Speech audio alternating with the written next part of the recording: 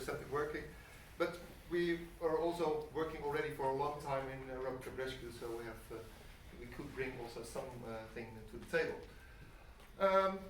So Manuela already made the list, which you've got the flags from what we're doing in Robocup, and we're going towards to beat the world champions in 31 years time, and we should go further and further.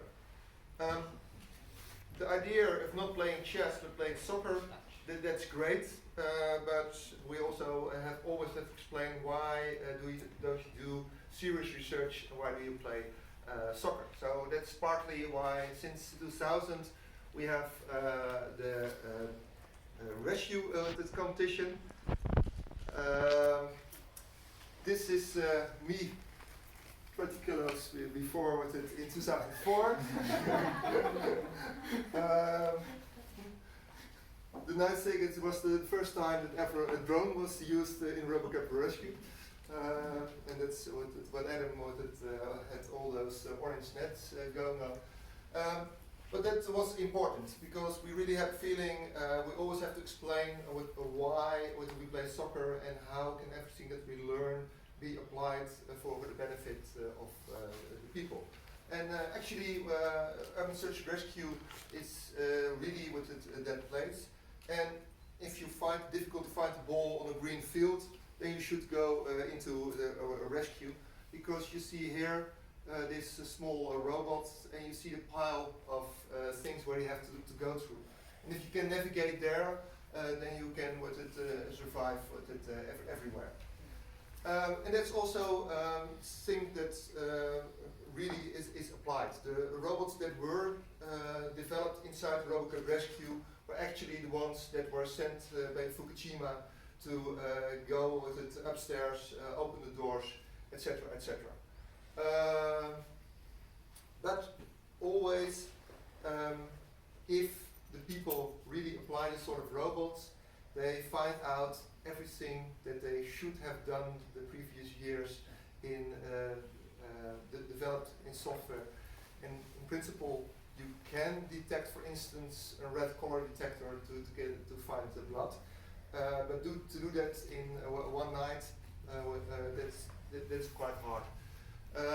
And that's the great way that we have Robocup Rescue, that you can prepare with a lot of researchers for a long time in a continuous fashion. The downside of using real robots for real rescue tasks is they are large, they are expensive, and not everybody can do it. That's the big nice thing of virtual rescue, because then you can test things out before you really apply it. And this is work of Masuru, where he looked, this is on all the water tanks next to Fukushima from all the nuclear, where all the nuclear waste is collected, and they have to be inspected for 30 years in a row if there's no leakage. So you use a robot to travel all the time between all those tanks to see if the water things. And what they did is that they did some experiment if they could use Wi-Fi for localization. So that's an application of the virtual robot competition. That means that you can apply your robots in a far larger environment with many more robots than you can buy and bring to the Robocup. Typically what sort of the robots that we like to use are the ones that are really applied in the real rescue.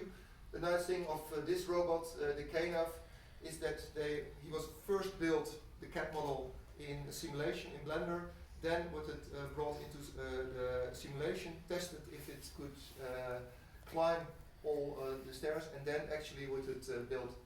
And that's the way how simulation should be used.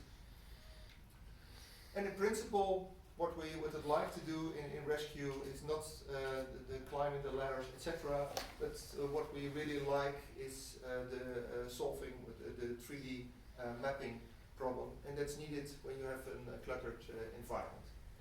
But that's both hard on robotics team side and both hard for the technical committee, because you need to put a lot of detail in the environment to build this sort of realistic parts.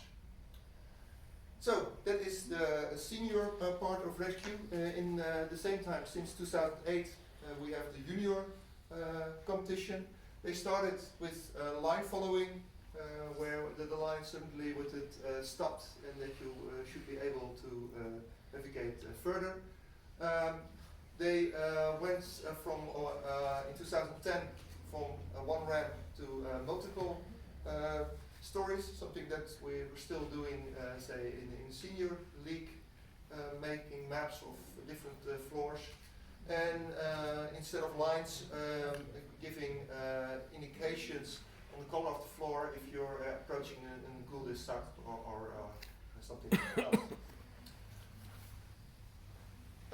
Another thing what is done is that instead of only doing that in reality, the code space was started in 2011, and there the code of your real robot was sent to a virtual environment, and there you have to collect victims that are the red and the blue dots on the screen.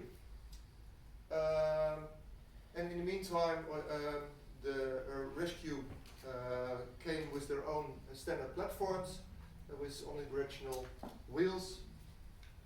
And in the rapid manufacturing, they made a sort of road league where with 3D printing, all the teams could make their own cheap robot and be able to go through this sort of arenas, which is quite hard. And to do that, they provided the open academic robot kit, where you can collect all the hardware components and make your own robots. That's great, but that's not the direction where we want to go with the Virtual Rescue League. We are far more interested not in navigation and in locomotion and manipulation, but more into the sensor test. So what we really like in the Robocup Rescue is that they have sensor crates where they have moving targets, where they have heated targets, etc. And we should do far more with that inside the Virtual Rescue League. The other thing, what's great, that they provided all tutorials where you can learn how to make your own robots, but it's mostly on the hardware level, while we want to teach the juniors how to program on programming level. So we were working on to making a tutorial, and the thing what we want is something in between the current code space and the virtual one. And we used the week in Cambridge to do a lot of talking about what sort of challenge precisely for that age group should be made. And the thing what we were thinking about was we found it essential that it was Windows based, because we know that most high schools only have the resources to maintain Windows machines. So we looked on the different platforms that were available for simulation on Windows. So one of the options is Webot. That was always a commercial firm. That is now an open source foundation.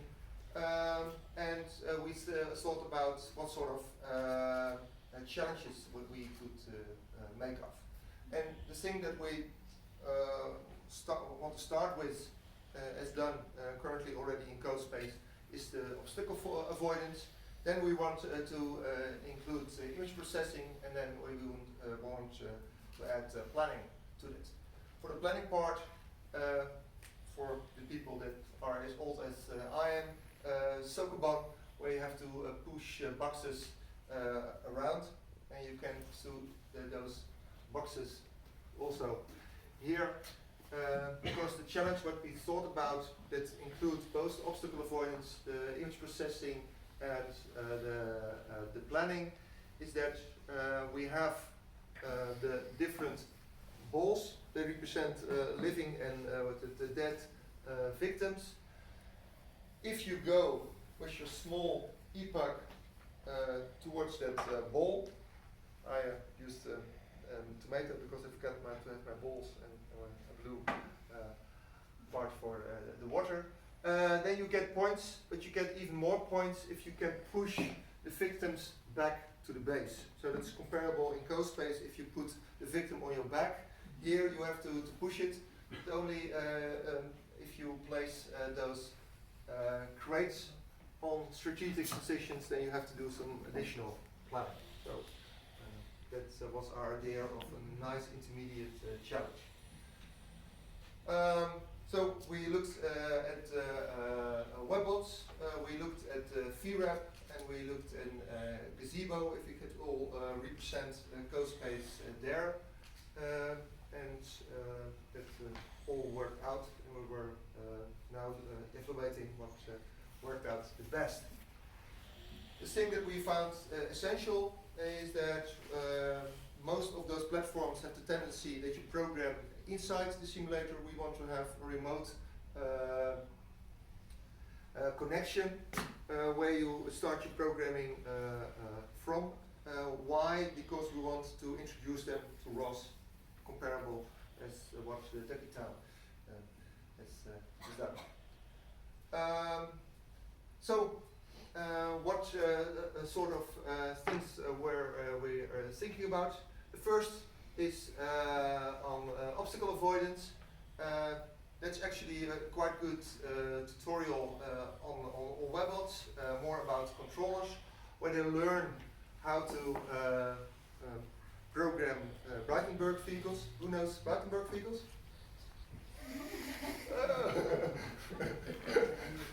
I just explained this about all the way here. That is good old 60s, where you have feedback loops between your wheels and your sensors. The nice thing is that most people know those crossings of feedbacks, but what not everybody knows that Breitenberg thought of 20 different sorts of feelings that each vehicle could have. There was even one that was called the philosopher. So we already at that time the Breitenberg vehicles could really with it think. At MIT they made a very nice implementation on the Lego Mindstorm for this. So that's great.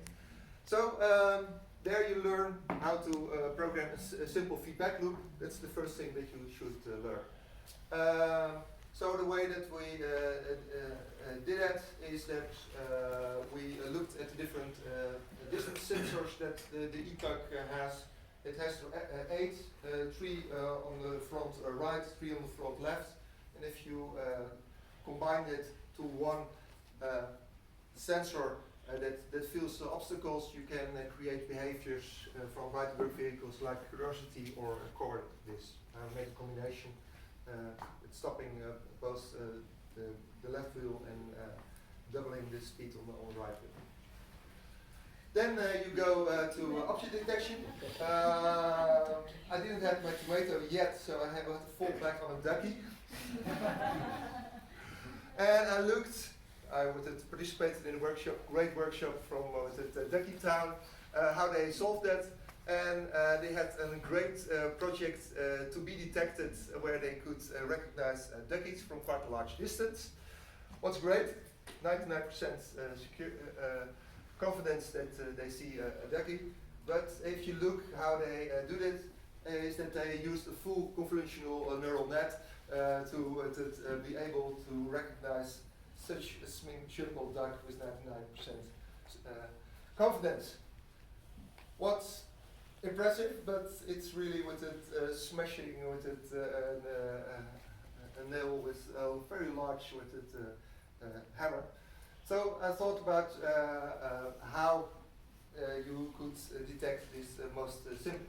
So I fall back on the great tutorials that MATLAB provides with how to detect objects based on shape. So they have nicely the Hug transform, where you can find everything that looks like a circle.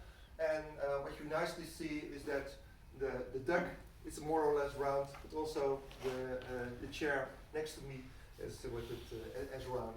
So we have directly a false positive. Good to learn directly from the beginning. Then you can detect it on color. They're brightly with the yellow, so you can show that, and you can directly also show what factors of different color spaces. That's again based on a MATLAB tutorial. Then the next step in my view is that you do it on features. There it's not that there are not that many features on the ducky, so you would detect very many with false with positives. So there it's clear that do this on features is not the best way. So then you can also apply MATLAB with deep learning. So I use the same ResNet 101 to detect the ducky, but the people from Ducky Town had to do some additional training, because the duck is not in the 1,000 classes of ResNet, so he thinks that it's a rubber eraser instead of a ducky. The second one in predictions is the joystick. Number 5 is the tennis ball, but I think it's also a very good selection.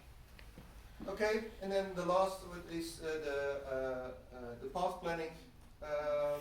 We had have some experience with that inside the rescue league. If we can make a nice occupancy grid map where white is free space, gray unknown, and black the walls, you can easily shrink those rooms to a skeleton, and on each of those crossing points you can make